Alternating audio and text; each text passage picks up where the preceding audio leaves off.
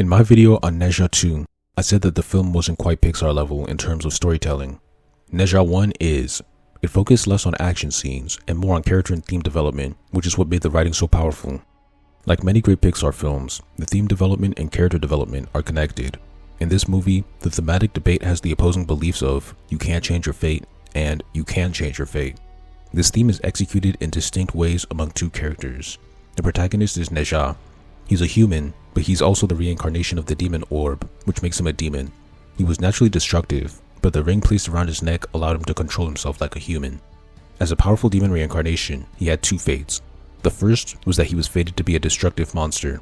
The second was that in 3 years, he would be killed by divine lightning. These two fates play a heavy role in his character arc.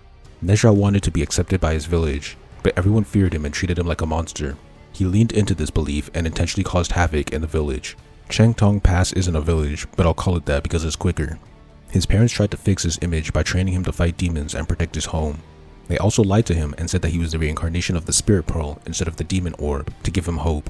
It was a fight, but he eventually learned and even saved a villager from a demon. But the villagers only saw part of the story and believed he kidnapped the girl. This made him act even more like a demon. And once he learned the truth about his birth, he completely gave up, took off the ring, and went full demon, attacking his parents and the villagers. Now, I have to switch to his second fate.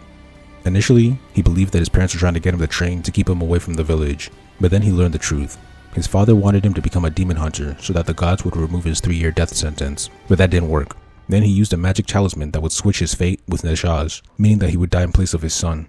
Learning how hard his father tried to change his fate allowed him to complete his first character arc.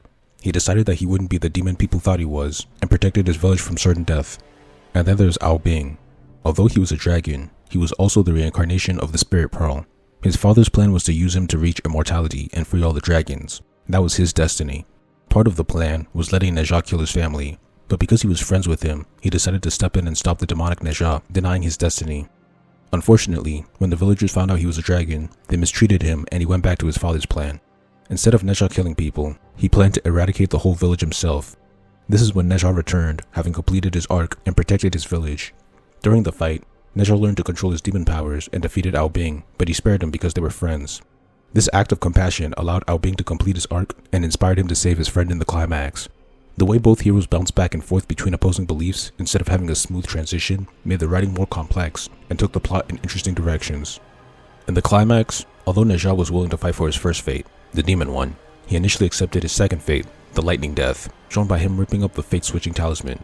But as he was dying to the lightning, his only friend, Ao Bing, joined him to help him fight against his fate. This allowed Ne Zha to reject both of his fates and complete his arc. Together, they were able to defeat the lightning attack and rewrite both of their destinies. The character development was connected to the theme development, and the climax was an externalization of the themes and character arcs. That's a 5-star meal right there, and I only talked about themes and characters. Furthermore, the supporting cast was amazing. Ne Zha and Ao Bing and their mentors were foils. Ne Zha was a troublemaking kid, but his parents and teacher were both positive influences and tried to help him grow in the right direction.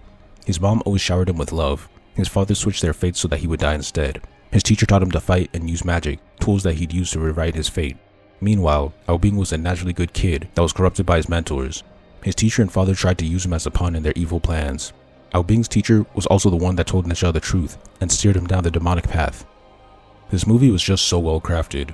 It's like Pixar's best movies, but there were other great aspects I didn't mention. The fights are great. The beautiful choreography and fascinating magic combined to make a unique spectacle uncommon in CGI movies. The emotional moments in the third act packed a punch. There were also 2 wonderful executions of Chekhov's guns. At the start of the movie, the Chaos Orb, which was eventually split into the Demon Orb and Spirit Pearl, had the ability to absorb energy. This was established in the very beginning of the movie. Then at the end, the 2 heroes countered the lightning by combining their powers to mimic the energy absorption of the Chaos Orb. The other gun was the neck ring that restrained Ne Zha's power. When Ne Zha flipped out and removed the ring, we saw his true form. During their fight, Ao Bing pointed out that he couldn't lose to his rival because his powers were restrained, so Ne Zha solved that by removing the ring while keeping control. This unlocked his true form and allowed him to win. Compared to the sequel, this movie had a lot less action.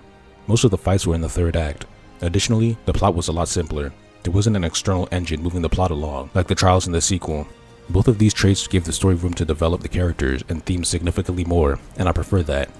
Ne Zha 2 was grander in scale and felt more like a mythological epic, but it lacked the technical and emotional depth of this movie. Cool fights can only take you so far. If this was the highest grossing, most hyped up animated film, I'd say it deserved every single ounce of praise. It's like if you took Prime Pixar and asked them to write a high fantasy epic, this might actually be the best animated movie I've ever seen.